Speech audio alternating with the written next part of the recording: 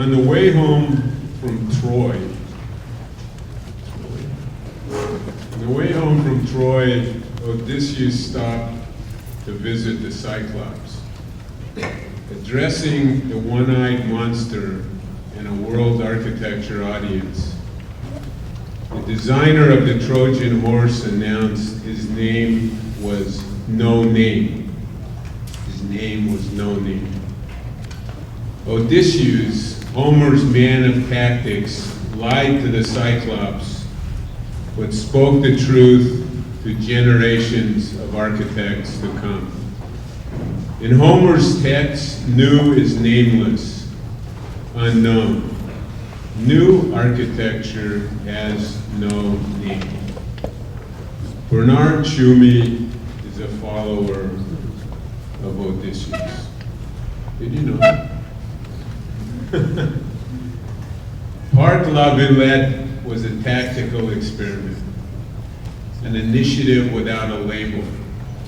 The categorical imperatives inevitably arrive with the historians, but later. Architecture for Tschumi is linguistics in space. The man of tactics sees something heretofore unseen.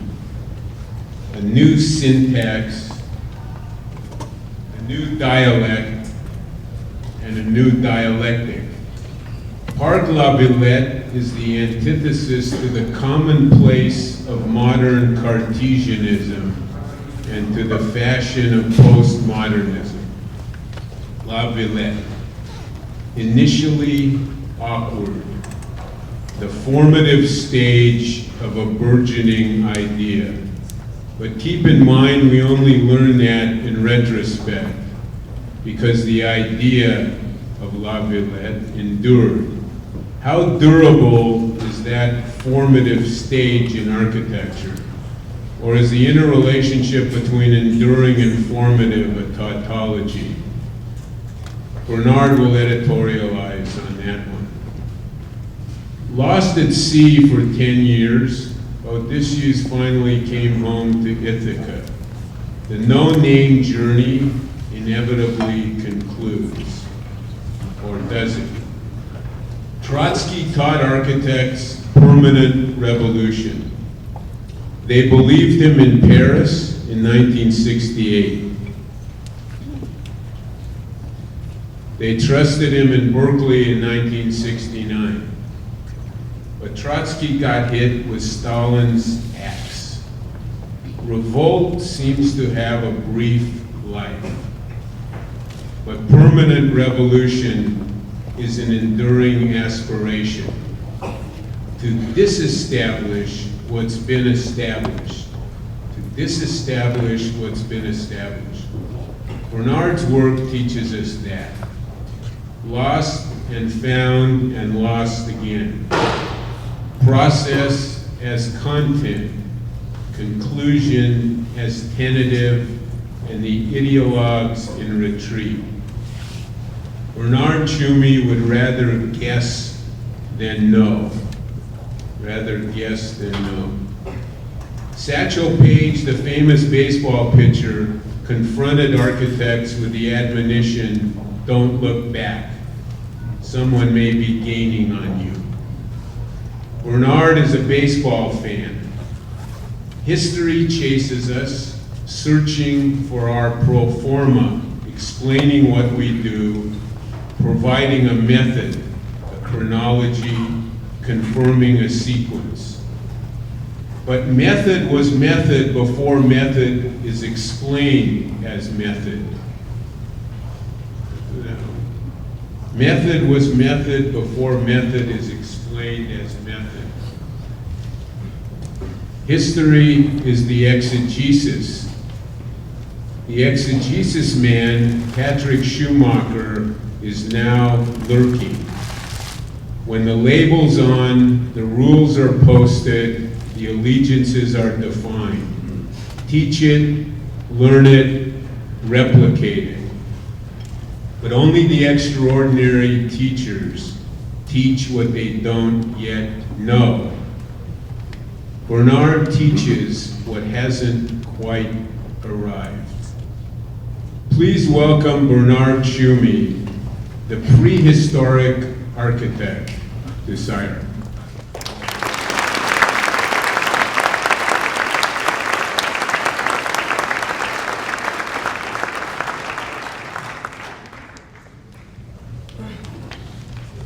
Hello, you hear me good? I've heard about post-history, but I love the idea of prehistory. It's lovely to be here in this building. There's also so much history that we share with Colombia, the AA, and a few other places. Because schools, in so many ways, are a little bit like you just said, Eric. You know, it's the place where you start to think about what will happen 2 years or 10 years from now.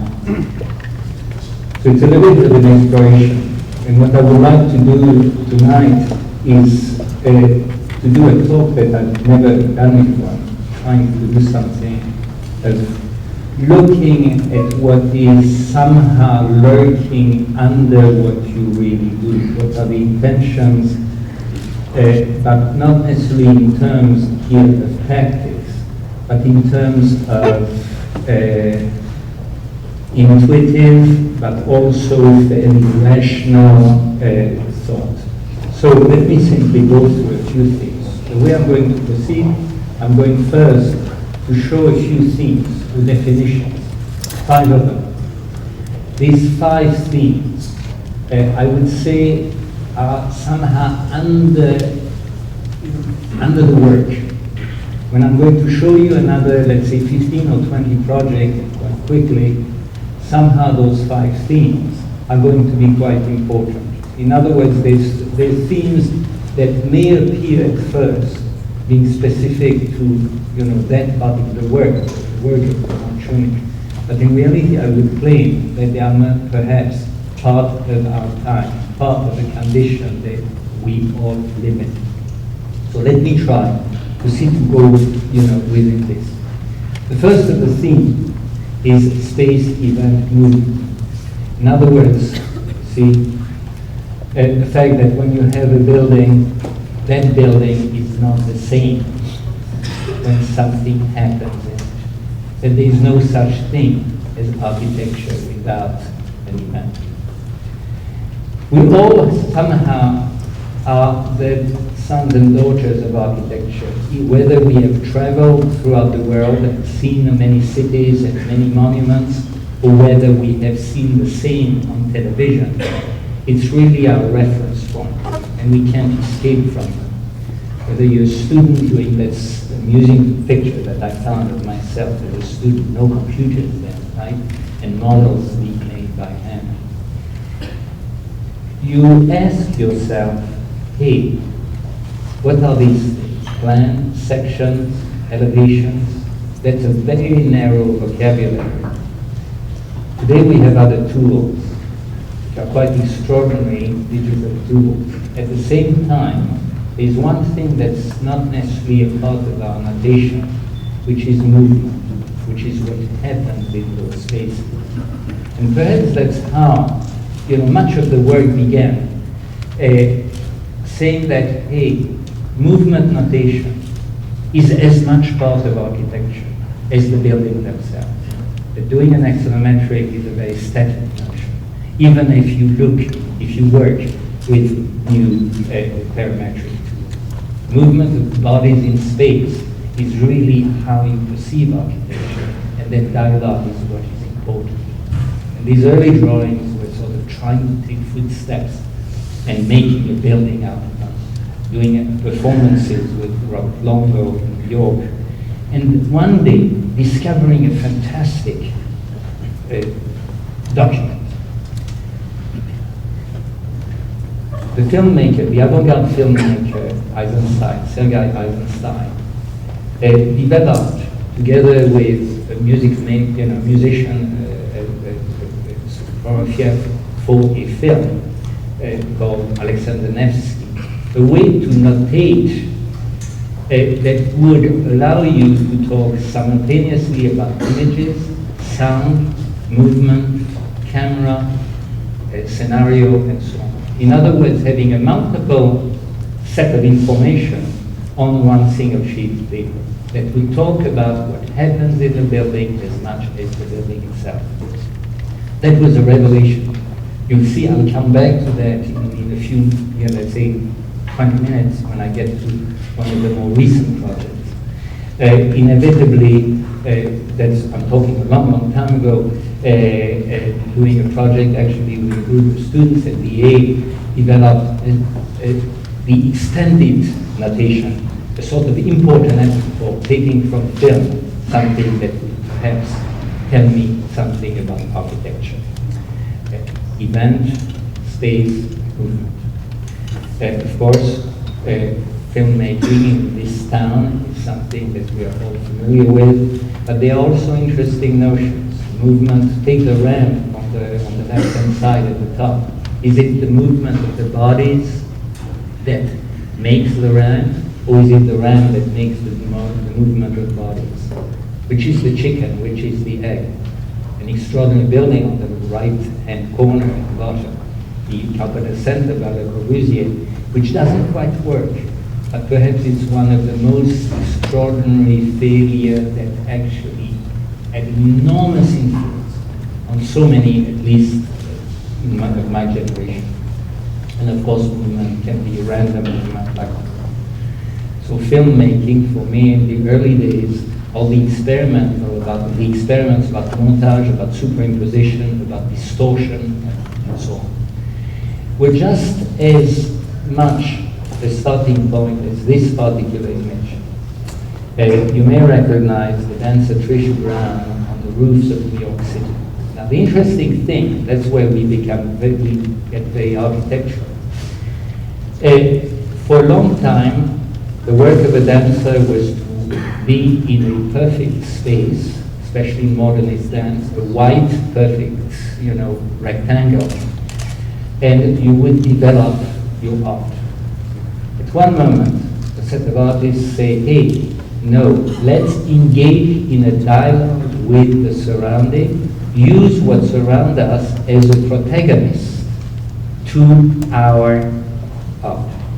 In other words, establish something which is made of constraints, the constraints of the roof, and also the fact that now you are engaging not in an abstraction, but in something that is constantly redetermined or redefined by the context in which you are.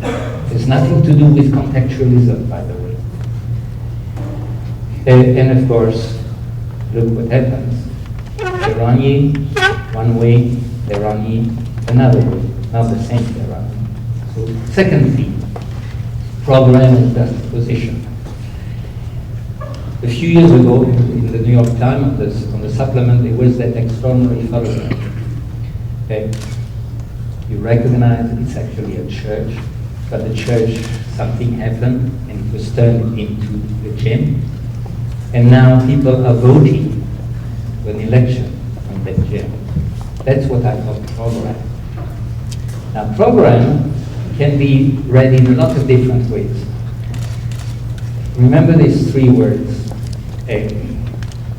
reciprocity, indifference, and conflict. Reciprocity is when a program is exactly like the space that you're going to do this program into. In other words, there is a complete interrelationship between what happens in a space and the space itself, like an ideal kitchen, right? Perfection. Every movement allows you to get what you need. But nobody said you could cook in the woods. Works also. That's what I call indifference. And you can also, play hockey in your living room. That's what I call conflict. These three relationships between space and what happens in it are totally acceptable. There's no value judgment. They're just as good as one another. Functionalism thought only about the first one. No, all three work. Context. You know Duchamp, the urinal or the bicycle wheel start to make sense only if they are in a museum. Otherwise, they're nothing but what they are. Again, in our city of film, Los Angeles. One man, also in the early days of the cinema, in the 20s, named Lev Kuleshov, was really interested in this idea of the relationship between the context and what people perceive. He made the following experiment with his audience. On the left you see the face of the actor, and then juxtaposed in the montage an image of a dead young girl, an image of a bowl of soup, and an image of a luscious young woman. Result, ask the audience, tell me what you read in the face of the actor.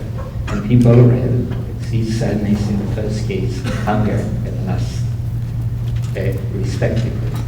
The face of the actor was exactly the same. In other words, they had no change whatsoever. They said, what a good actor, how he can reveal these different emotions. They were identical. If you Google Kuleshov, you will see a different version of the film. It's quite fascinating in as much as you can make the parallel with architecture. If you do a building in one particular context and the same identical building in a different one, we will see that in a moment. The building reads differently. If you do this, the ruins here or the ruins in the Metropolitan do read differently. No value judgment. I'm not saying that one is better than the other. Third thing, vectors and envelopes. As a young student, I never liked the idea of facades. The envelope is fundamental to our sensibility today because if you look at sustainability, if you look at how you're going to differentiate the part that keeps the weather out from the part that keeps the sound out, from the part that keeps the burglar out, from the part that actually may be a specific architectural device, each of those parts may be different. So these different layers of architecture are something which has become completely part of our contemporary condition. Namely, it's not anymore the wall that is the wall that is the wall. It's a series of layers. So Domain here, I think, is one of the great layers that's there. Movement, there's no envelope without vectors. You don't have a building without going through it.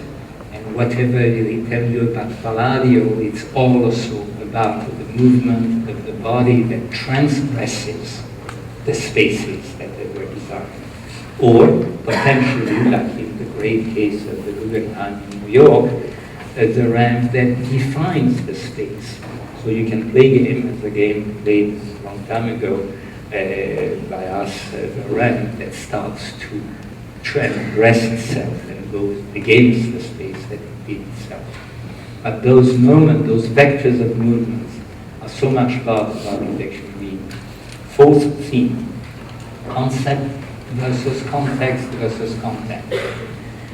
Now, during this time, which of these two buildings is in New York, in Los Angeles, and which one is in Bilbao, right? But it's not the first time. Which one of these buildings in La Tourette and in Boston?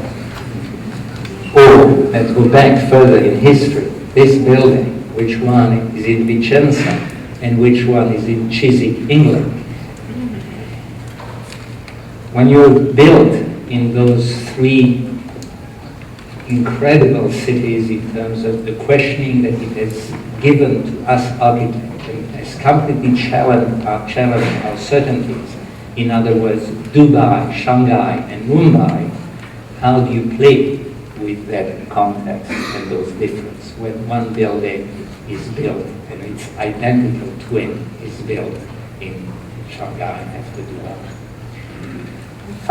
Fifth theme, concept form. We've been talking a lot in the past few years about diagrams and earlier about typologies and earlier about parties. And I'm wondering whether somewhere there is not something else which is neither a diagram, neither a type, nor a party. In other words, it's something which is abstract, which is also totally part of a condition. In other words, it is a concept, but it is not a formal concept. It is a concept that somehow generates a form.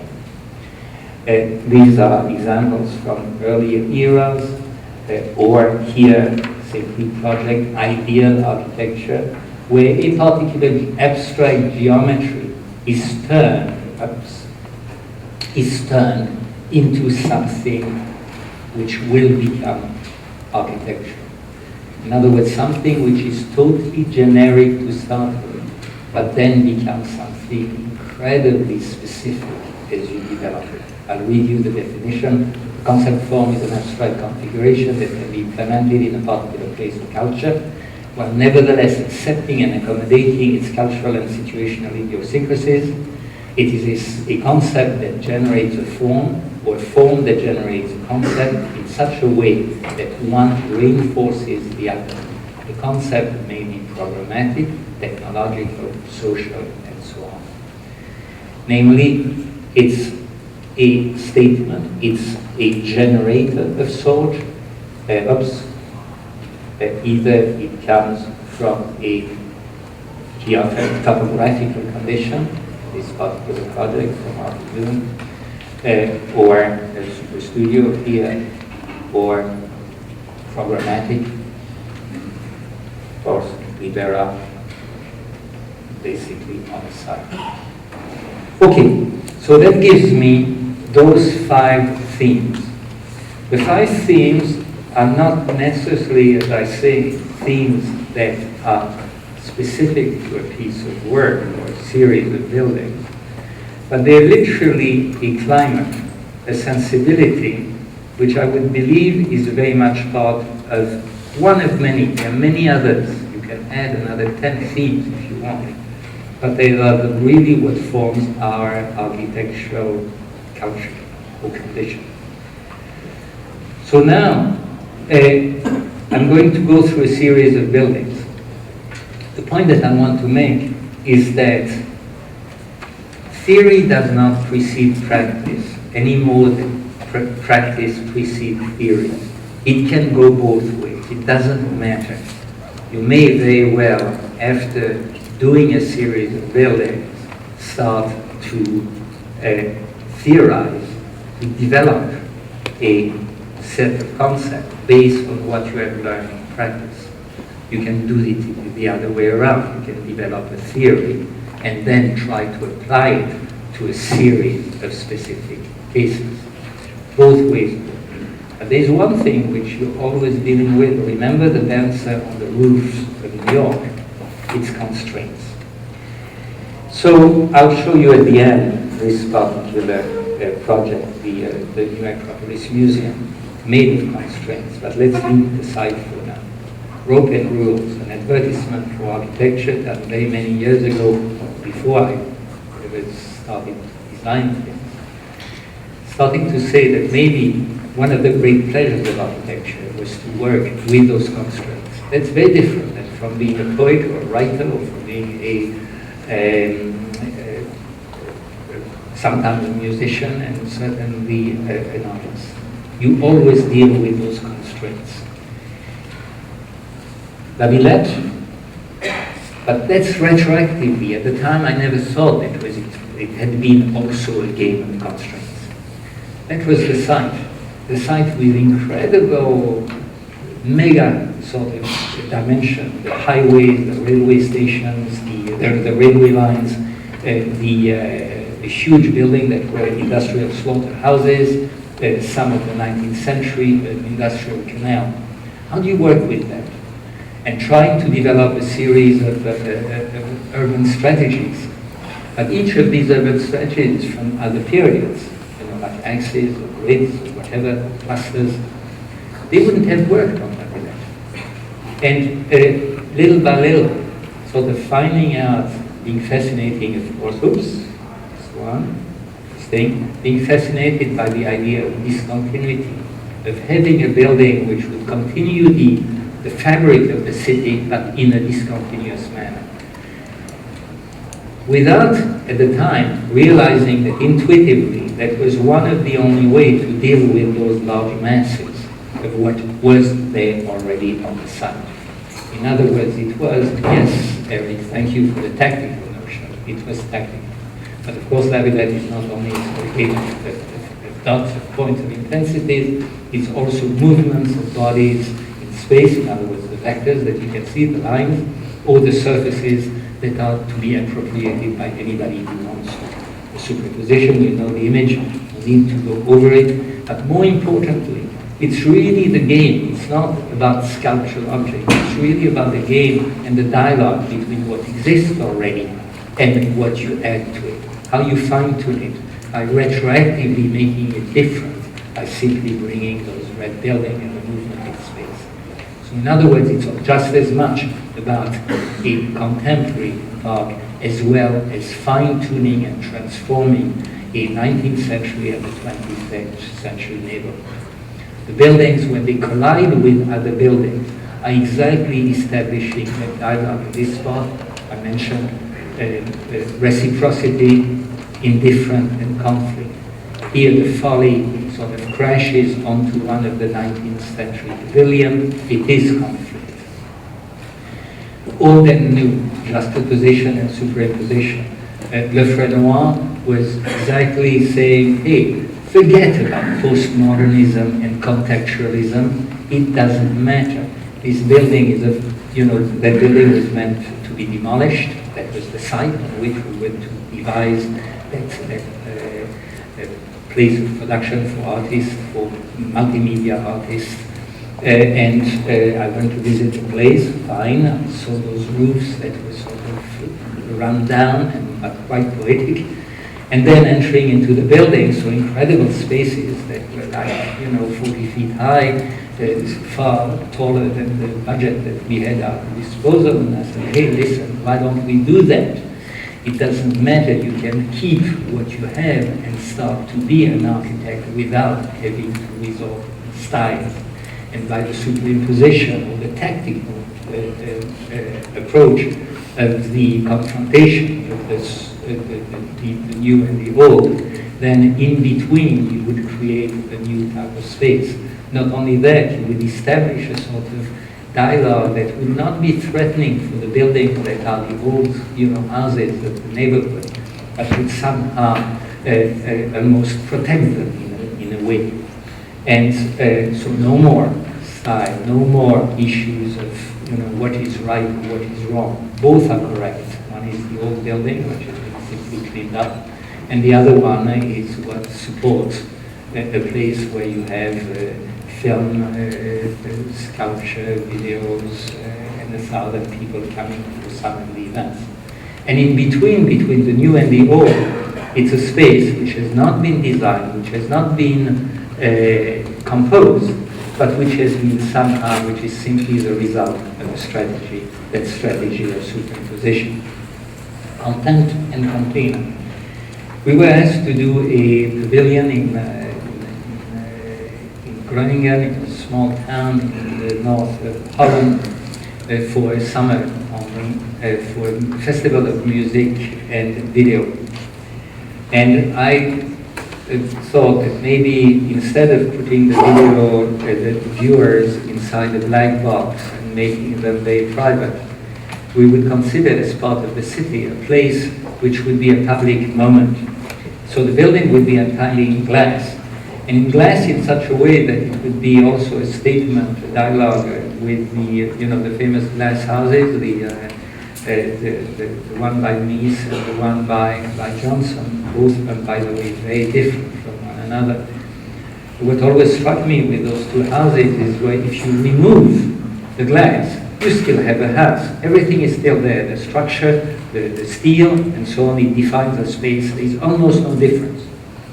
But in this particular case, in the glass video pavilion, if you take the glass out, and then there's no more everything is gone. The beams are made of glass, the columns are made of glass.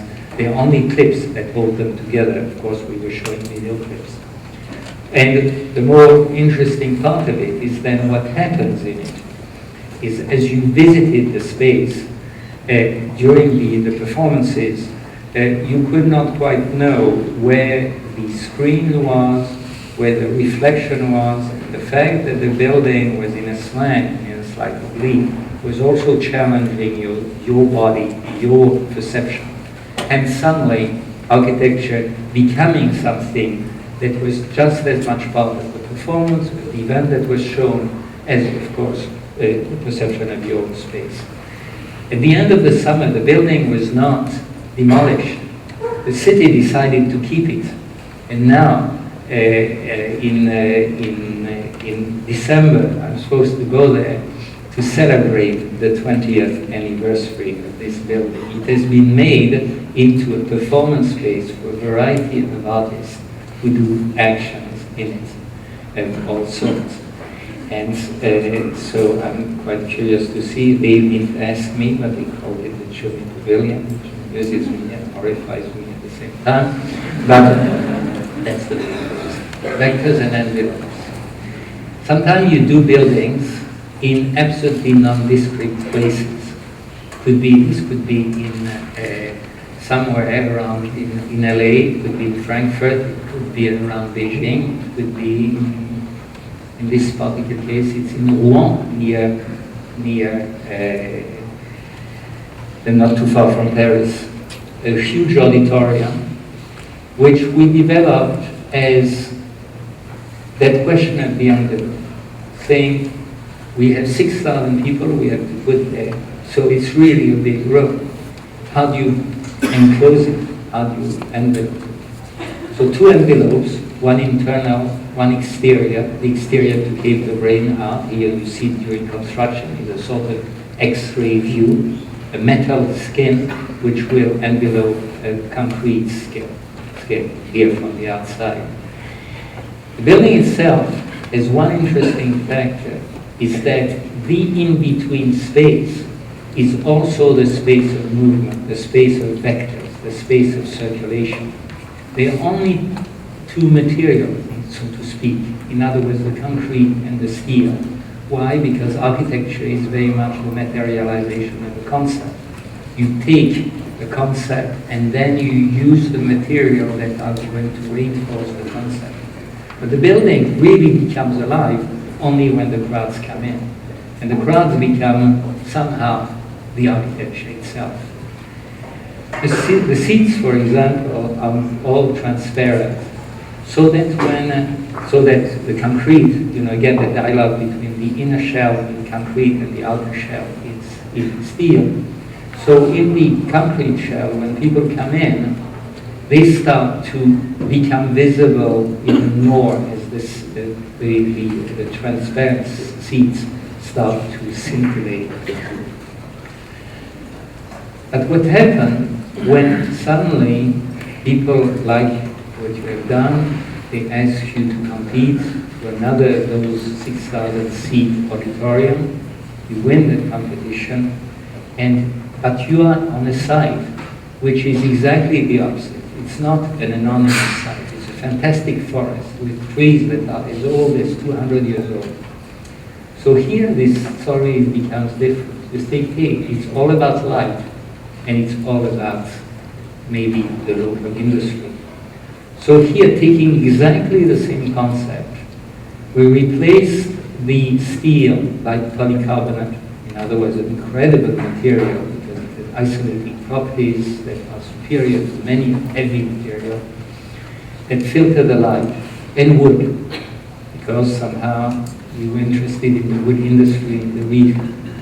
So the building itself was somehow revisiting the previous building, taking a concept and a program, saying they're identical. However, if I change the material, I get something else. I get something which has an effect both on my perception, on my emotions, on the way architecture is read. In other words, it's a sort of way to talk about context in reverse. Is how to turn things upside down by simply exchanging the material. Here, the vectors, of course, that you see here, the ground part was still in concrete, but the inner envelope was made of wood, and the outer envelope of polycarbonate. The seats this time continue the work with at night. The light starts to ooze back, and it becomes like a sort of magic lantern. Here, the two buildings next to one another, two different experiences. Let's continue with envelopes. When you design a watch, there are two different most crafts or disciplines or field of knowledge. They are the mechanics who know how to design that incredible mechanism, and they are the people who design the envelope, what wraps it, the housing. We were asked to do the headquarters for a building, for a company which is the oldest watch company in the world, Vacheron Constantin. They have been active for 350 years. And we didn't want to distinguish the place where the workers, what you would call the blue-collar workers, and the people who were involved with selling very expensive watches, in other words, they're watches that go to up to $1 million.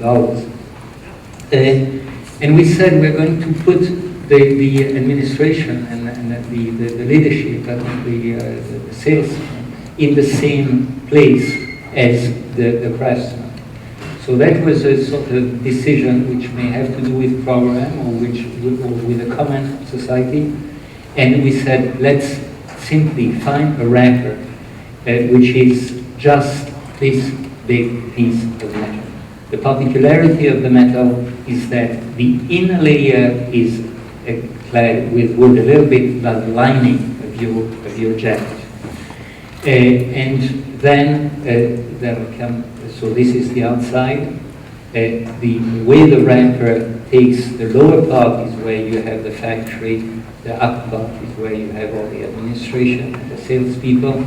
And then there's a third material. Maybe I should turn, no, I'm missing a slide.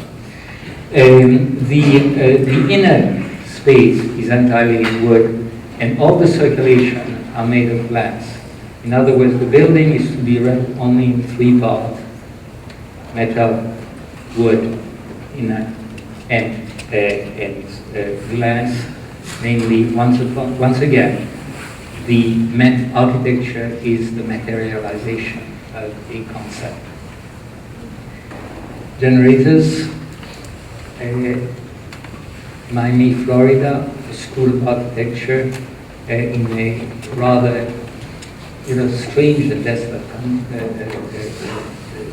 but interesting campus of FIU with a lot of good 1970s or 1950s and 1960s architecture that the people now hate. It's a really an unfortunate thing. Trying to replace it by Hispanic style. We said no, we were going to try to do something different, which is to say that the place that's the most important in a school of architecture, as you probably, I find extremely interesting here at SCI-Arc, that the common denominator is the hallway. And the hallway is not a space that would be in the program of an architect if you were given a brief for a school of architecture. You would be given a brief that would have studios, that would have meeting rooms, seminar rooms, a lecture hall, etc., etc. But somehow, my own experience is that the most important space at the Architectural Association in London, the AA, were the bars and the stairs. At Columbia, in Avery Hall, it was really the staircase and the landing and not the studios. That's where the conversation took place until the fire brigade decided to put steel doors between the studios and the stairs, which actually killed that part of the culture. What happens, you'll tell me afterwards whether I'm right, I believe that this corridor is a common denominator that really makes everybody aware of what else happens in the school, makes perhaps SCI-Arc what it is, and that great visitors. In the case of the school in Miami, we said, let's try to have those spaces of meeting, those spaces of circulation. In red, the lecture hall, in yellow, the library and the art gallery, and then in the foreground, in blue, the studios, in purple, the faculty offices and some seminar rooms. In other words, establishing a series of movement vectors that were forced. In other words, I, the architect, were trying to force certain movement and certain exchanges through the building. Let's leave those slides about tiles and so on, not important right now. Construction, very low budget, $130 a square foot, so precast, concrete, everything simply, and then some with the generators being clad, but let's leave that aside. The fascinating thing, it was all done with those of you who know the technology, all with double T's. Double T's is the same technology as you use for car parks. In other words, literally industrial building, even for what was inside, everything is the use of the double T and the precast element. As seen from above, okay, some views of it. So in other words, the architect here determining not only what it looks like, but also what it does. So that the building becomes itself a place where education unfolds out of the circumstances of the building itself. Constraints. Very quickly, the building in New York, the tower, was literally an outcome of the zoning code. The New York City has an incredible amount of requirements about how you deal with density and bulk and height. The slide doesn't, the slide is better on the screen than my screen. We looked at every possible permutations. That's very much the way we work in the office. We rarely start with an idea. We look at all the possible options, all the variations, and start to see how far we can push it within this range of things. And eventually translated the zoning envelope through what the building became. In other words, what you see here is never a formal gesture. It is a translation, a transposition of the constraints of the code in order to make it the building itself.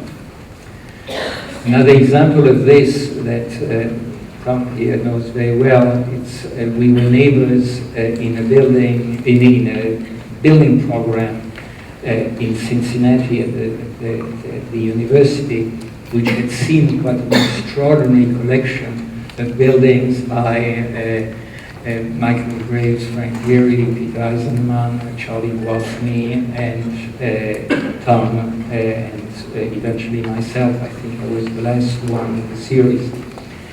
The interesting part of it was that we were given the site and told, listen, Bernard, you can put the buildings, it's an office building, it's called an athletic center, but it's really a place where you have offices for the coaches of the various sports, football, baseball, basketball, golf, tennis, what have you, male, female. And you have all these offices, and we had to have also a small museum of sports. So we were told you can put the building wherever you want, in quite a large area, and but provided that you put everything back, in other words, all those sports fields. Looking into it, I started to realize that there was a piece of I don't have a pointer, but exactly on the right of the stadium, you have the stadium, then you have a big rectangular box. And then just above you have Tom Main's building, the rec center, at the time under construction. And we realized that here in the middle there was really a leftover space, a residue, which was ugly for everybody. It was ugly for the stadium, it was ugly for the arena, it was ugly for Tom's building, it was ugly for campus. He said, hey, but it's well located, it's a great place to put it. Let's put our building right there in that big twist there. So, yeah. And they said, no, you can't. You can't build it there because we have a power station below and we have loading docks for those facilities. So you can't do that. Do I have? Yeah, I have that. So I said, okay, no problem. We're going to take the facade and make it as a truss, a gigantic truss that will allow us to span over those loading docks, to span over the power station. So I told you I hate to design facades, so I was ecstatic. I had a structure that would be the facade, namely a sort of muscular thing that played with those guys who play athletics in the stadium in front. So constraints, but you work and you turn them to your advantage. So we made that slit throughout the building, but turned it into the museum of sports that they had required. In other words, using the walkways overhead and the ground floor as a place where they could exhibit all their successes. What about a large scale now? Concept form now. There is a predicament that several of us in this room have.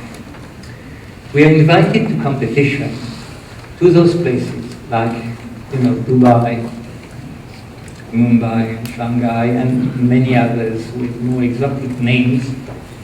Places we have absolutely no idea about the culture. We don't know those places. We sometimes don't even have time to go and visit them before we come. We are probably given 3 weeks or 6 weeks to do the competition. What do? Do we repeat some stuff we did somewhere else? Do we make signatures so it's very much part of our own signature building? Or do we invent a different type of strategy or type of approach? We were confronted with a very similar situation not too long ago. That was our site in the Dominican Republic, not far from Santo Domingo, a place that had never been touched, except for the highway and a few squatters somewhere, can't see them really. The forest was untouched. And here, on a piece of land which is quite large, which is about 2,000 acres, we were told, let's design a city for 40,000 people. With the driving force is a big business center based on the notion of so-called free trade zones. It's something not at all where people hide money. It's highly regulated. It's part of the world economy. There are 870 of them in the world. So we were asked to prepare one of those papers. We had a tabula rasa. So I thought, wow, hey, look, Brasilia. You don't do Brasilia today. I mean, there's never tabula rasa. So we said, well, nature is the context. What do we do with this? So we said, let's start to just give you an idea of the size of the site next to the ocean with the superimposed tip of Manhattan. We said, let's do the following. Let's carve a series of clearings in the forest, keeping the forest as is. But then do those clearings, and each of these clearings put a bit of the global, of that new city. In other words, keeping the local. The forest is the local. Take it as a metaphor, take it for, literally. And inside we'll put those new facilities. In a sense, taking it, not unlike the game at La Villette, is, in other words, as a strategy, so that one could, over time, develop a set of programs, of thoughts, based on that strategy of the ellipses. We built a game, this is a mock-up, it's rather small, but the big one is about 10 feet by 15 feet. And the client can put the pieces of programs as they want, according to the economy as it unfolds. So somehow the building, the strategy, this is the business center, which is for 8,000 people. We are currently designing the building, which is at the bottom right, the first emblematic building, which will be the place where they have the headquarters and the first tenants and so on. The idea of the elliptical, sort of almost like a bubble diagram of the 50s, is what I call a concept form. It's something which is entirely abstract, but then can be completely transformed according to whatever program or circumstances, while keeping the local identity. Most of the historical cities tend to do exactly the opposite. They say, let's preserve an old part and make it as an island, and we wreck the whole city, but at least we have kept that island, that sanctuary. I'm suggesting we do the opposite. We keep what there is, and we create pockets of the new, while preserving the surroundings and the old. And further concept form is here in Alésia. We are currently building a museum, two museums. The hill that you see was the place of an extraordinary battle that happened just around the birth of Jesus Christ, when Julius Caesar fought the Gauls and defeated them. And that was actually historically the birth of the French nation. We won a competition to design at both the museum and the Center of Interpretation.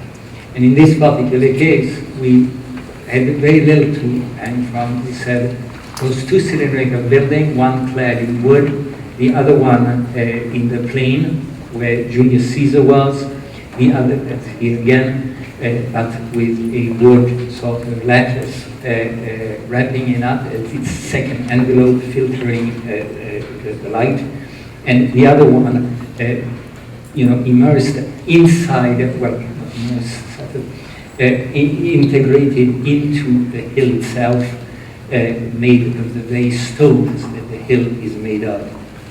Namely, establishing a dialogue between those two identical buildings, again the theme of twins, where one twin talks to the other with two different materials. The interior of the Center of Interpretation, which will be completed in the spring this year, the interior of the museum itself.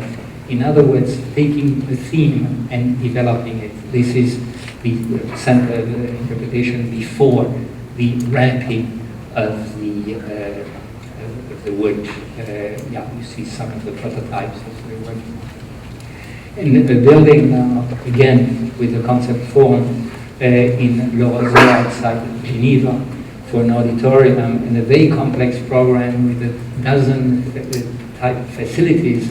These are the existing building around it. We hated them. We didn't want to do anything to do with it. And we said, okay, move to the 21st century and simply put everything under this dome, all that concept form. Namely, that allows us to have a common denominator in which every piece of the program can unfold. Hence, the envelope is totally generic and yet allows for a maximum specificity as you develop the scheme itself.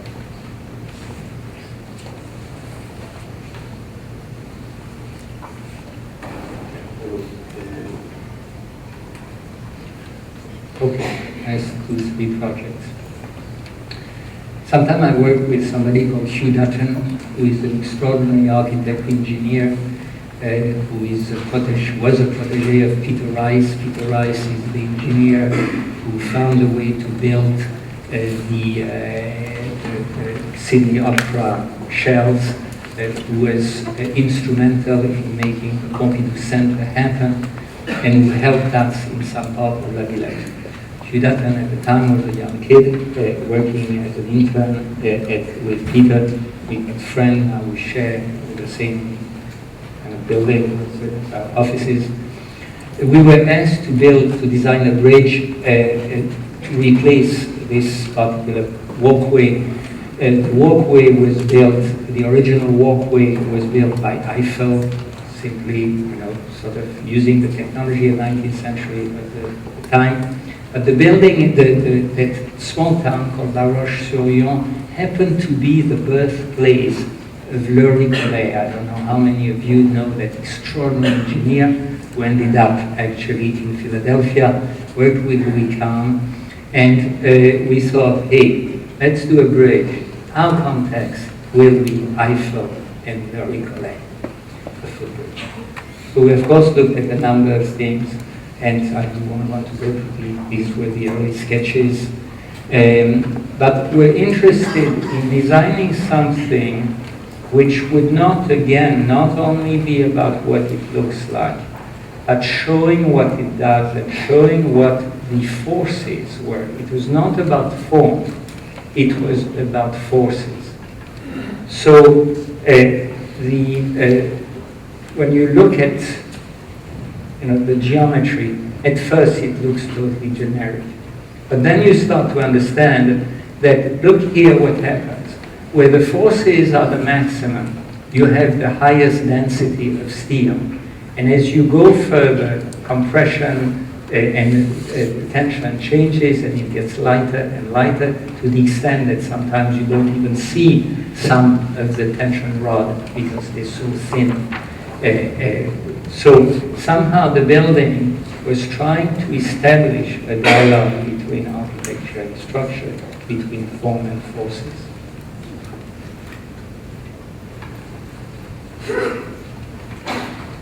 Architecture don't choose context, they choose concept. Easy to understand that. China, 2003, the beginning of an incredible period of destruction, where all those hutons were being completely bulldozed and replaced by those 25-story tower blocks with 12-lane highways in between.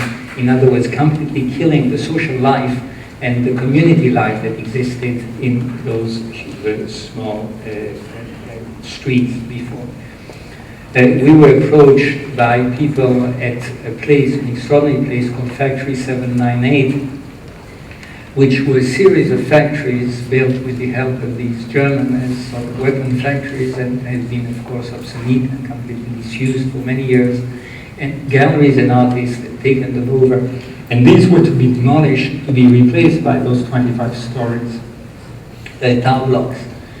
And so we said, let's see what we can do. And taking again the concept of superimposition and saying what happens if I keep the building that exists and start to build over them.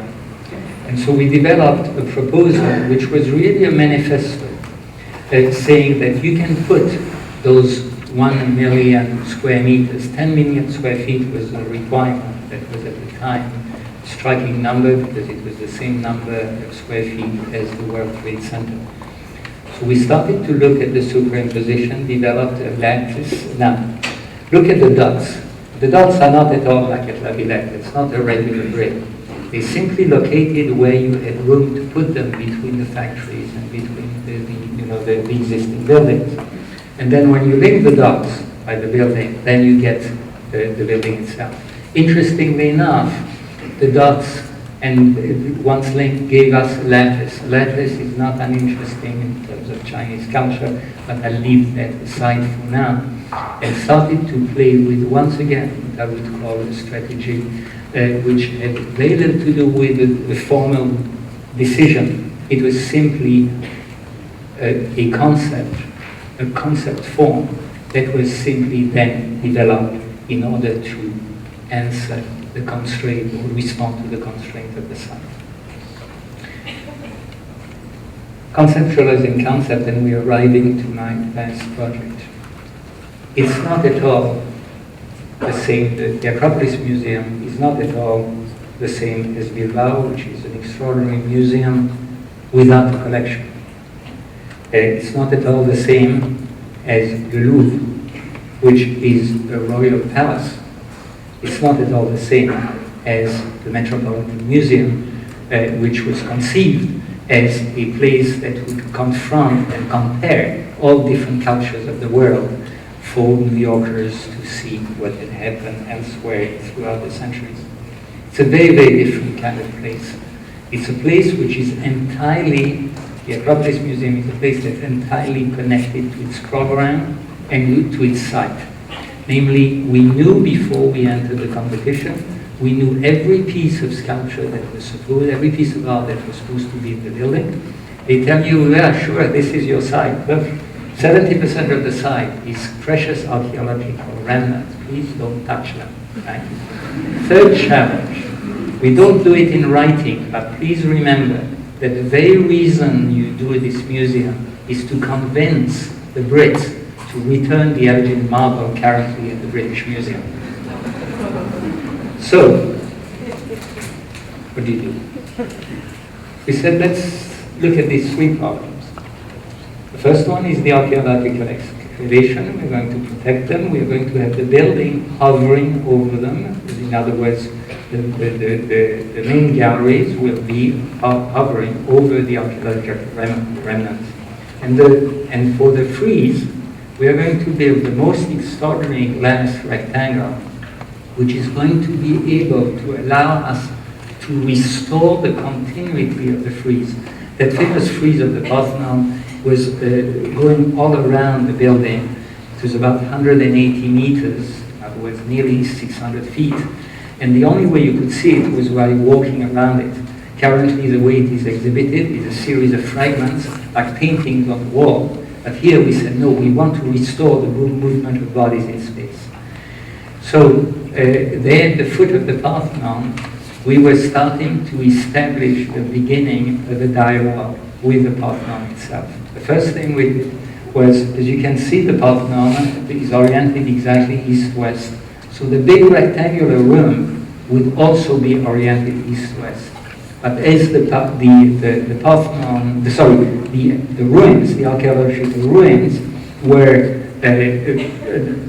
part of an old system of streets, these two orientations had nothing to do with one another. So we said, fine, let's do that. Let's do that superimposition of autonomous system. You remember La Villette, you remember Le Frénois. So over these, we had to find a way to locate the columns in the archaeological remnants. Same strategy as for the Chinese, Factory 798. Looking, negotiating with the archaeologists for about 3 days, the location of every one of those columns, and then coming back to the office and negotiating again with the structural engineers who told you cannot do that, you cannot do that because we have earthquakes in Athens. So that was part of that. So the building hovering over, so that the excavation, what is there, becomes part of the reality of the museum itself. Vectors, you have to move. Museums are fantastic to do for anybody because they're both a movement in space and in time. In other words, you have a collection or you have a series of artifacts you're seeing in a certain sequence, and at the same time, you are within a series of spaces that takes you through that sequence in time. Building the plan is, again, extremely precise. It's just saying, hey, just let's not be, I'll use the word totally generic. The point is, it's simply the abstraction itself, or the superimposition of the abstraction gives you something that is not abstract at all. In construction, the part where we had no excavation, there we have a big underground car park and technical spaces. But where we had the excavation, we covered everything with huge tarps, like big blankets on which we placed the columns, that were to be built, and then covered it with gravel so that the trucks could drive past without hurting the excavations. You see the correlation between the old and the new. It's sometimes only 3 or 4 inches. It was extremely precise. And then the columns themselves had to be perfectly cast, because I wanted the structure of the building to be the background of the sculptures themselves. Under no circumstance to put sculptures or statues into rooms made of sheetrock or whatever, and say, no, the actual matter of the material of the building is what matters for the museum. Again, the juxtaposition of the walls, the colors, and the ancient walls. And this becomes suddenly a magic space. I will do again the parallel with Le Frenoir, an in-between space, which is the result not of a composition, not of a program, but of a strategy. And then you enter the museum, you perceive the different parts. As you are entering it, you realize that all the floors are made of glass, so that somehow this is the beginning of your history as you walk through. And then when you see those dots, it's amusing. I'm always fascinated by the notion of detail. Is that how do you detail a building while staying with that notion of the concept and the fact that, repeat that statement again, that the architecture is the materialization of the concept. And here you will see those dots that here are simply about non-slip on the glass, and also to make sure that some people are not sort of, get vertigo. But they'll reappear a few times in the building. So you enter the building, you see the ruins, you get to the exhibition areas. I'm not going to take you through everything, it will take too long.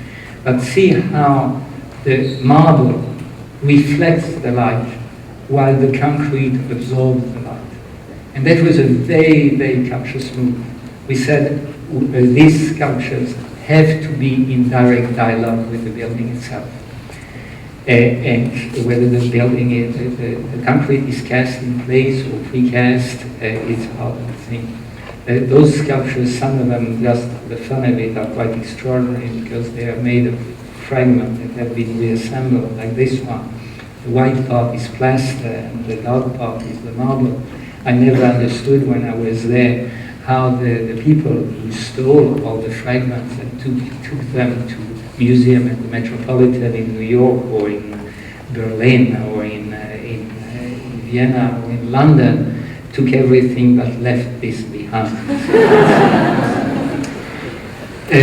We play a lot with parametric thought these days. Look at the parametric work. Look at what could be done simply with marble and a little bit of pink that is fading away.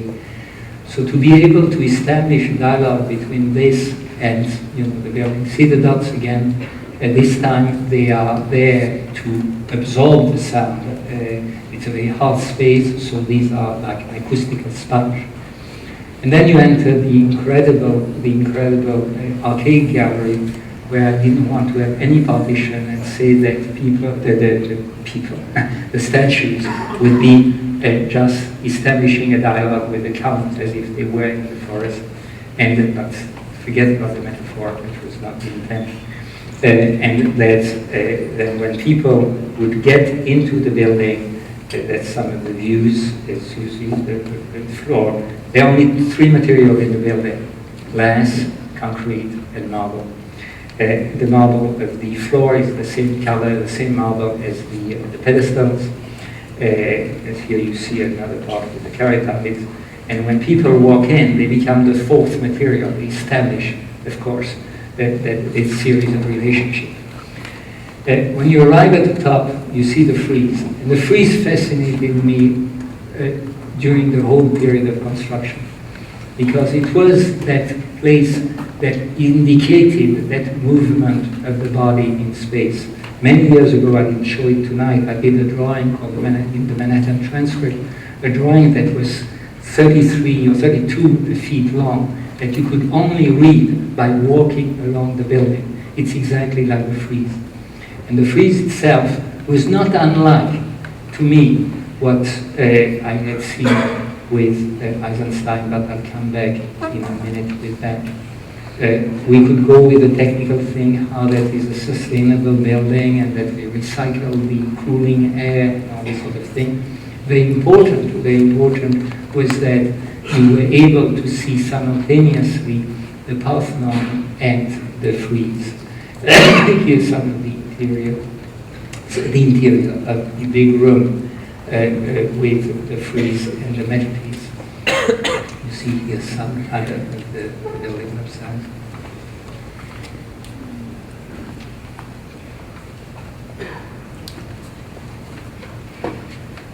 The three parts, in other words, the one dealing with the excavation below, the upper part, the middle part with the arcade gallery, and the top gallery with the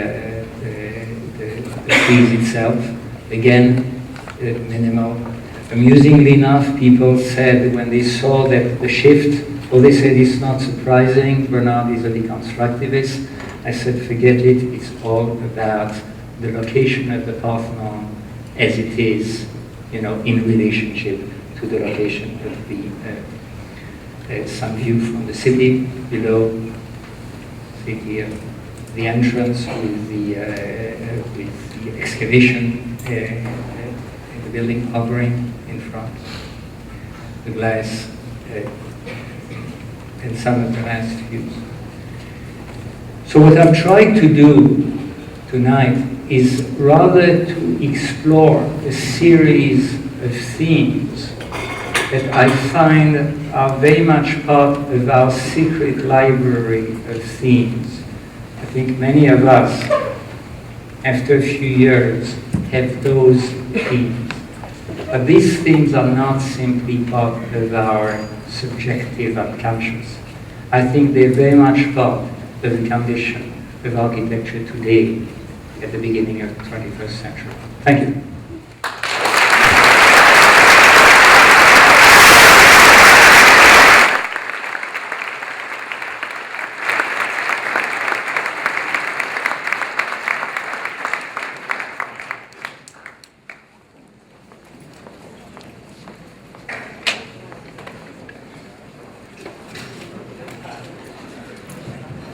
Any questions?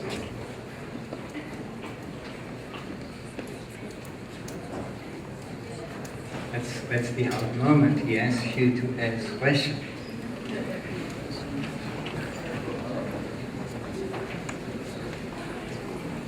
Maybe to trigger the questions, let me tell you the question I asked my students at Columbia yesterday. They were new class, and I wanted to know them, and I asked them, what do you do architecture? What's your agenda? And I would say 40% of the students said beauty, 40% of the students said society, and 2 students said money. What's your answer to the question? Or you ask the question?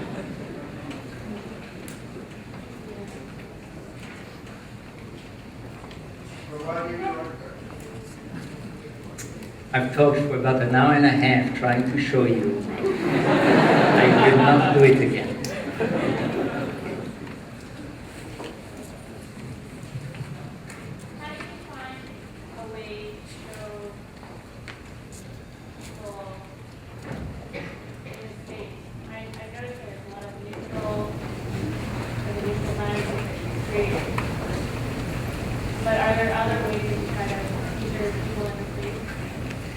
The question, I'm going to try to repeat the question and you tell me if I understood what the question was. How do we establish a relation between the people and a space? Is that it's not only people and a space, it's what happens in the space, what kind of activities, what kind of... I'll say the best thing is to give an example. And I'll take a very old example. When the Parc de la Villette opened, a number of strange things happened on that first day. Construction had barely finished. It had been rushed. It was only the first part, the first phase. Until now, I had heard nothing but the sound of, the machines and the trucks and I walk in on that Saturday, and I walk in relatively early in the morning, and there was still no one there. And I hear an enormous racket. And wow, it's the sound of birds that had suddenly arrived. There had not been any for a month or for years. A few hours later, people started to arrive as well. And the second group of people that arrived were people that we had never thought would ever use that place. It's not part of my radar screen. Roche-sur-Yon, what they do in the south of France or in Spain, they play with boule or whatever. It's generally retired citizens. They had found the right surface, a slight, gravel. Then, almost simultaneously, we got soccer players because the grounds are absolutely flat. I was not at all part of the theme of some of the landscape architects who said we have to restore the nature as it was 500 years ago. I said, no, it's all gone. Let's have it absolutely flat, so flat that you have to deal with water, drainage and things like that. We succeeded so well that the soccer players arrived at the great dismay of the administration of the park in Groningen. A little later, same day, you had the promenade that goes through the meanders through that the totally contradistinction in opposition to the grid, the follies. There, musicians arrived, and amusingly enough, not musicians with trumpet or guitars or whatever, only drums. And since then, it's a place where also drums from every possible culture.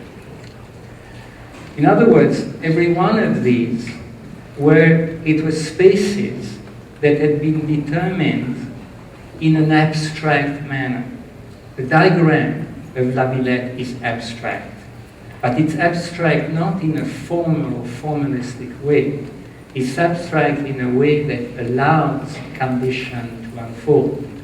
So I would say it's not about conditioning a design, it's about designing a condition.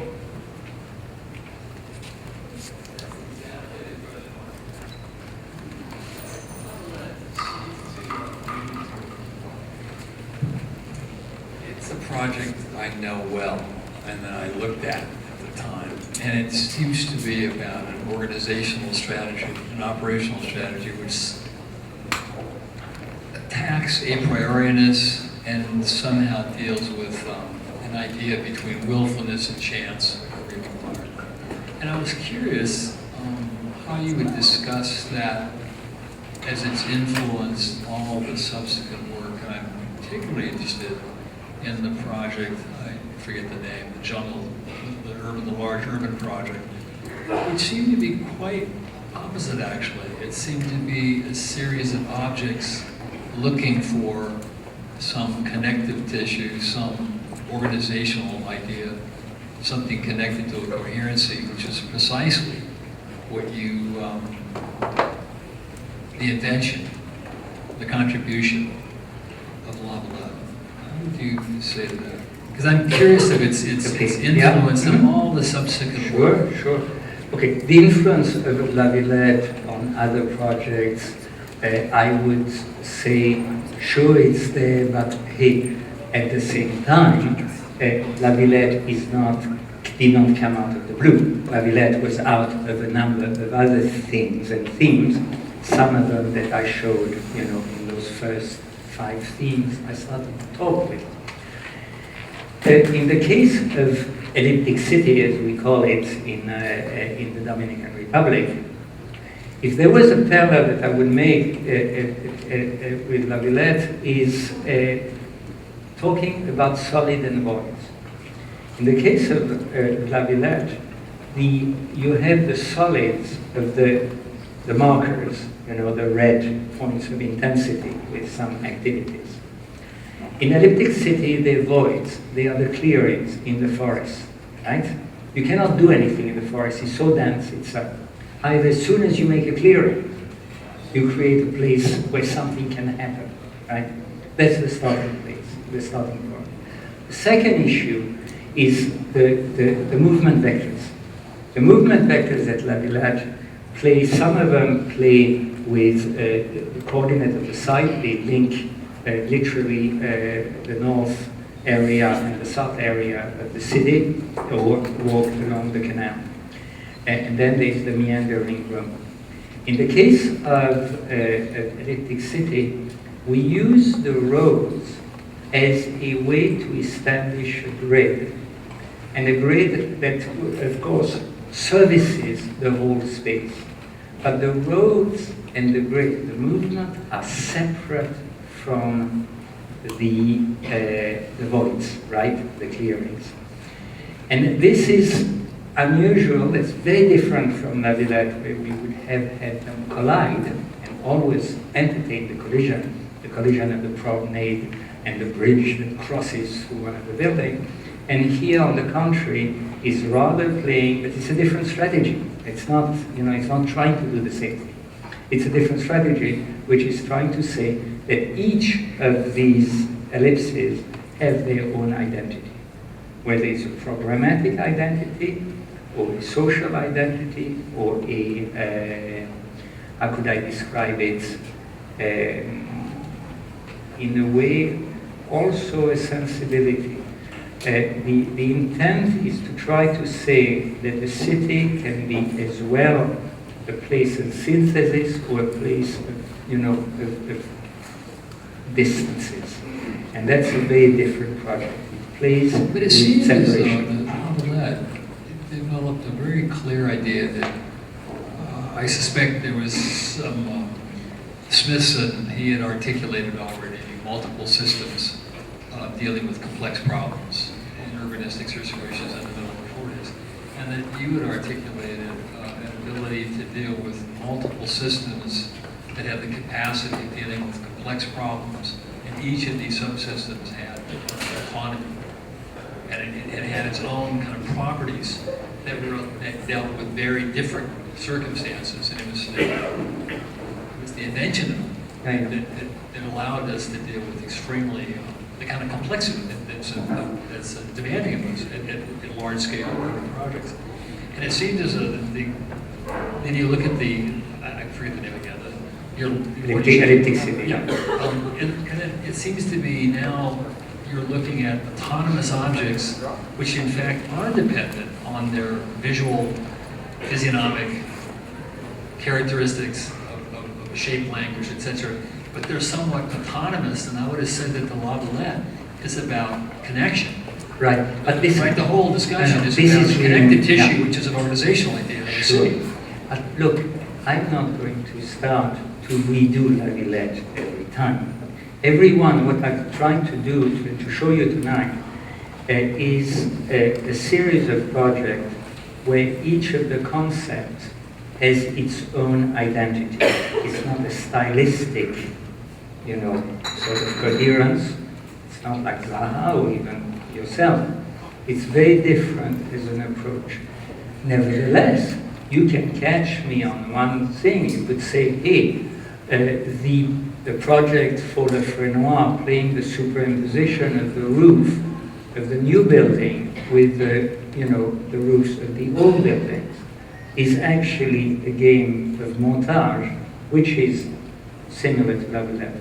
Take the project of the Factory 798 in China, those factories of having the lattice of housing over the existing fabric of the buildings, of the industrial building. And of course, this one, where the three parts are very similar in strategy to La Villette. Namely, for example, what I used to say with point line surfaces, each of these three systems were autonomous of one another. In the case of the museum, exactly the same thing. The layer with the archaeological remnants, the layer with the main exhibitions, and the layer with the glass house, the glass box, with the frieze, are totally autonomous from one another. Now, it's a form of montage. You can make certain, cinematic parallel, but it's also something that I would want to take out of myself and say that it's more part of our contemporary condition, where you cannot arrive at the synthesis anymore. There are too many information that are constantly bombarding us, and that we somehow bring together in either sophisticated, tactical way or totally arbitrary.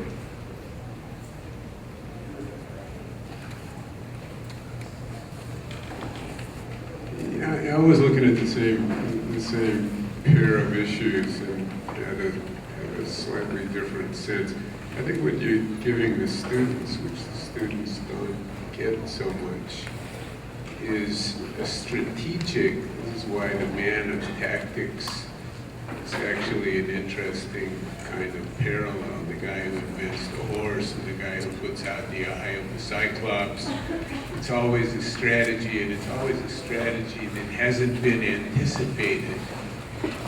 And he arrives with a different, and this is why he's called the man of tactics. And what I think interested me, and this is for some debate, the similarity of the pieces or the relationships between what seems to be, in a sense, very different programmatic situations, very different site situations, including very different scale situations, particularly the city that Tom was talking about.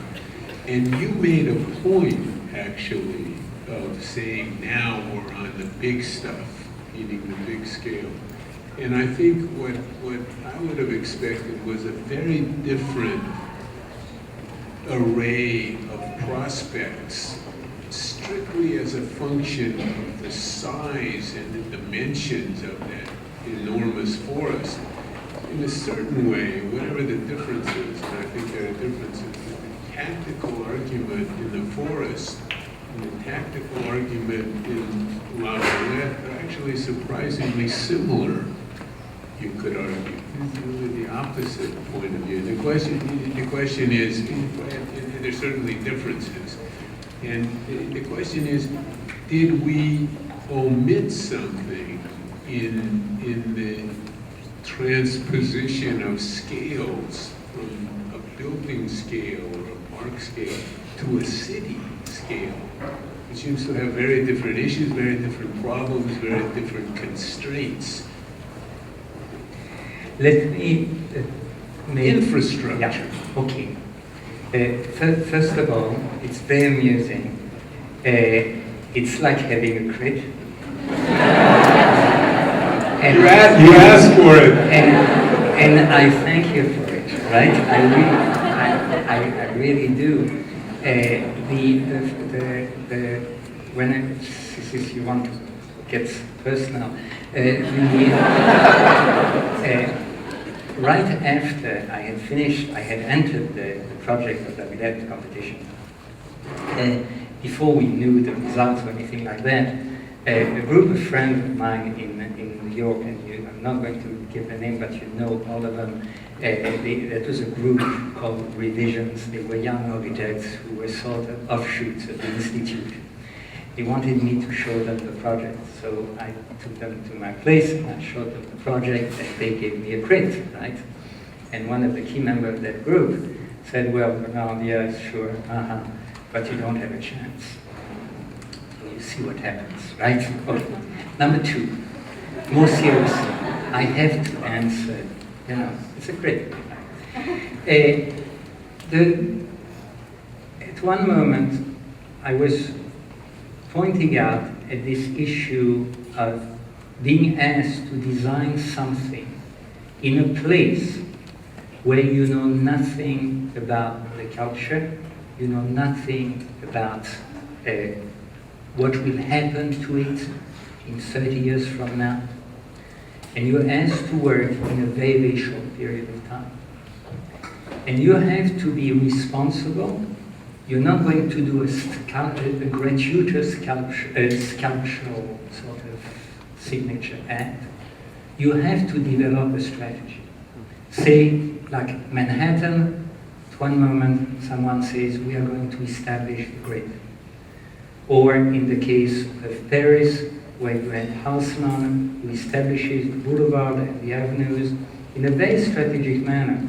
In other words, the city still functions 100 years, 200 years later. So you have to start to think about what kind of strategy you're going to use in a world, in a culture that you know very little about, whether it is in China or whether it is in the Caribbean. You have to do something that is going to allow the local culture to develop while you introduce certain parts of the 21st century. And in that particular case, it's a banking country, it's a big banking center. And we said, that's where I talk about the reversal.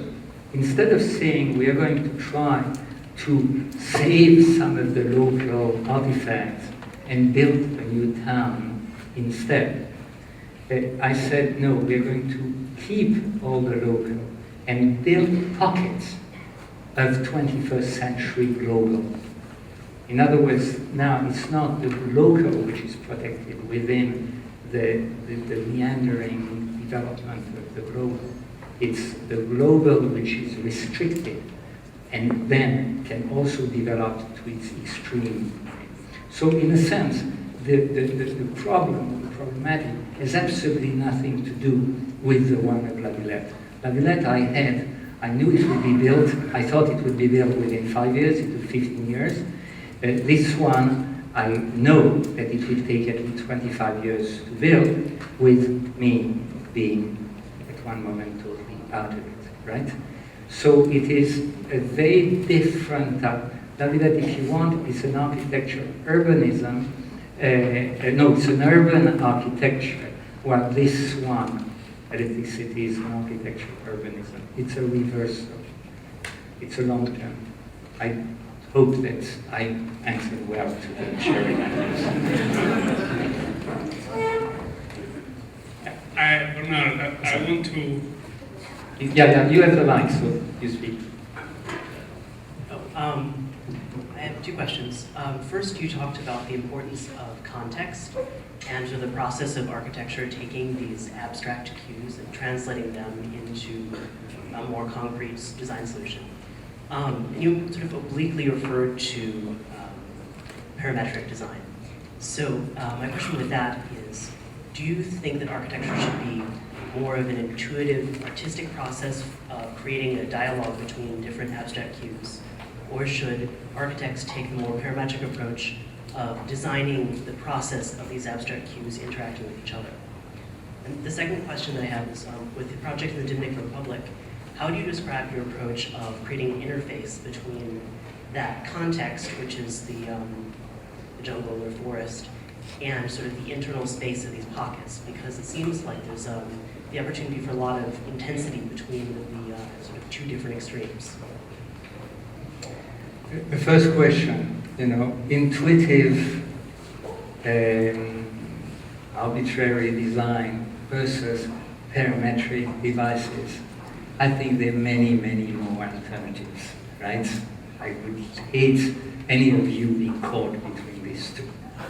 There's a lot of room in other things.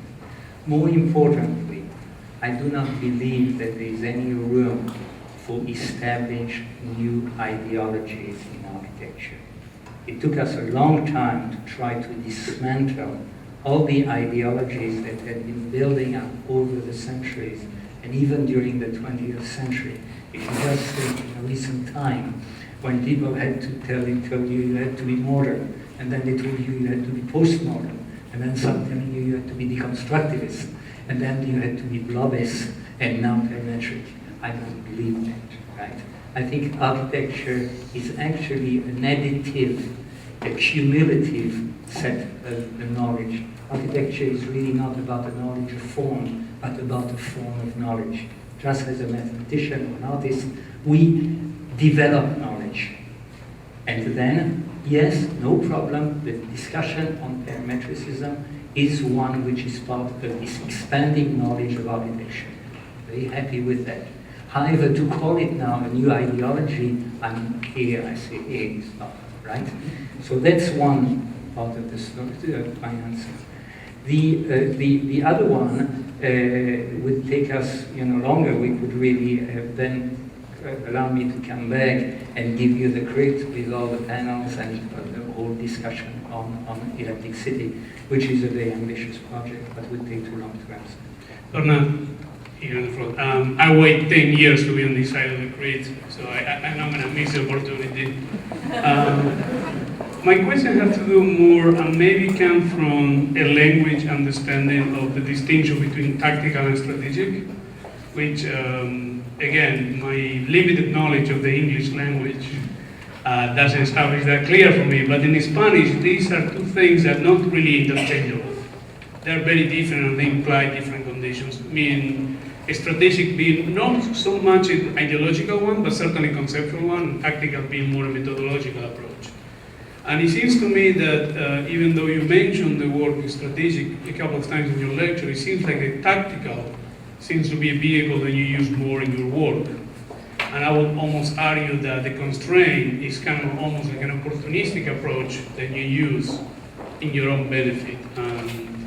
And you just mentioned that the possibility of ideology is almost impossible. But one could argue that this notion is tactical or opportunistic, which I think your works work better when the more constrained, more opportunistic you become, it seems that the work reacts better to that. But do you see any room for the notion of multiple micro-tactics or opportunistic tactics to amount to a discourse that maybe doesn't become a full ideology, but it becomes in discourse? Because historically we can argue that the discourse mostly comes from a strategic thinking on any kind of work. Now, if we move to a tactical way to approach, that would imply different kind of discourse, and even though you show it in different pieces, it seems to be amounting to a very specific discourse. Now, if that's so, what would be the discourse of a tactical approach versus what has been more than a strategic one? You see why at Columbia I always invite him to my seminar, because he's very good about bringing, a set of questions. I'm trying to be short about the question between tactic and strategy. They are very different, of course, and some of the projects that I've shown were very tactical in the way they used constraints. If you have, the case of those archaeological remnants, and you use the way you can in order to build up the grid or the distorted grid that will support the building. That's tactics. It's also tactics in terms of a organization of spaces in relationship to the existence of the Parthenon or of the city surrounding it, and it's opportunistic. That's absolutely correct. At the same time, I would say it is strategic when I talk about disjunction, about the impossibility to arrive at a synthesis. So at that moment, the larger implication of the tactic becomes strategic. Regarding what you're talking about the micro-tactics, oh, I completely agree with this.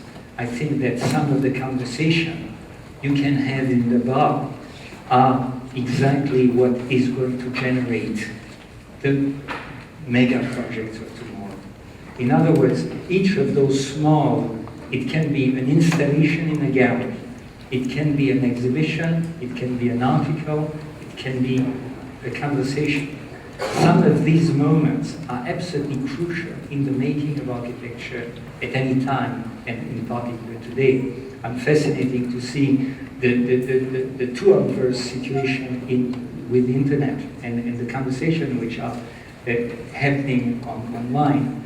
You have on one hand something which is entirely reductive, namely something which is a mishmash of common denominator, all the same conversation that repeats itself so many times.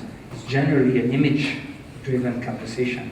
And then a few points where a very clever thought is being disseminated one point at a time. Look, architecture starts with a thought, not with a form. Bernard, we don't have a culture of that number of questions here at SCI-Arc. You had Colombia, we were allowed 3, so we might go on forever, but there's a dinner after. In, I think it was 97, you lectured at Colombia, and it was actually, I was a student, and it was actually quite an antagonistic lecture, I remember, in terms of the culture of ground school, which you were a dean, of course. And I don't know exactly how to paraphrase, but I think you made a point about comparing your work or situating your work in relation to the interest in movement, comparing to, I think you said something about movement, which was the kind of the interiority of the work in relation to the interest on the envelope. And so you made a point about that to that extent the work of Pierre Eisman and Robert Stern were similar. And I obviously understand and understood the point, and it's great to see the evolution of the work. Now, you made a point in the lecture in terms of this sort of coexisting lineages, movement, and also now with the emphasis on the envelope. I was wondering what sort of changed or what affected the work, either conceptually about the amplification of the beginning of the work, or the pressures of the building at larger scale, or buildings like in New York and so on, where the envelope becomes kind of the main thing. And I was wondering whether you would elaborate on that, or give the shifting aspect. Yeah. That's a very interesting and important question, which I would now engage you guys as well in that. What is driving one's work? Is it internal to our own interest, or is it external, i.e. based on circumstances? We architects, we get jobs, we don't know why. We know we try to get them, but there's some we do, and we spend 5 years working on them, and it changes us. It changes the way we look at things. And or it can be sometimes something shorter, but there are other things that you don't get. So his, their careers, not in terms of success, but in terms of mode of activity over a period of 10 years, 20 years, 30 years, are quite different, not only because they're driven by different interests, but also driven by circumstances, He wins a competition, he wins a client, and they're not the same. And we start to work in a slightly different mode. So, but at the same time, what do? Do we try to say that everything is like we are like surfers on a wave, and that there's the impossibility of establishing correlation, or do you try, on the contrary, and that's probably what I'm trying to do, is to give a sense or a meaning to our condition. In many ways, however different what many of these people in this room do, they have actually more in common than what people did in architecture 100 years ago. So it's this common set of questions that interests me, and I would like to be able to formulate it without turning it into an ideology.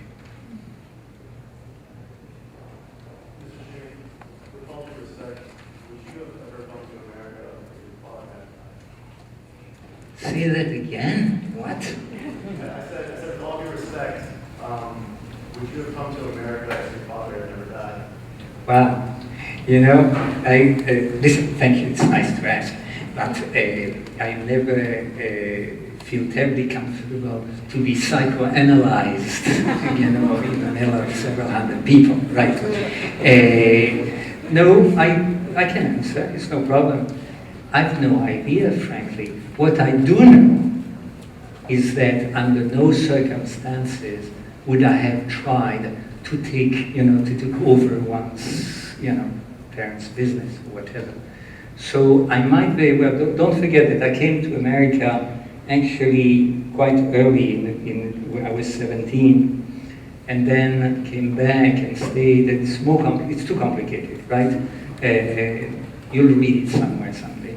But no, answer, the reason why I'm in America has a totally different history. I have a very quick one. When I looked at all the competition entries from La Villette, some of those, and I see your tactics working again, I think the thing you didn't talk about, and I'd like to hear a little bit about, is how you decide on the voice that you're going to give to the diagram. Because it seems to me that there's something very astute in just a prompt what I'm thinking, that the La Villette area was a slaughterhouse area, was very left-leaning, had lots of, sort of communist overtones, and the voice that you gave to those elements is a Russian constructed voice. And I'm wondering whether as these other abstractions become physical, if that's something that you're considering. Yes.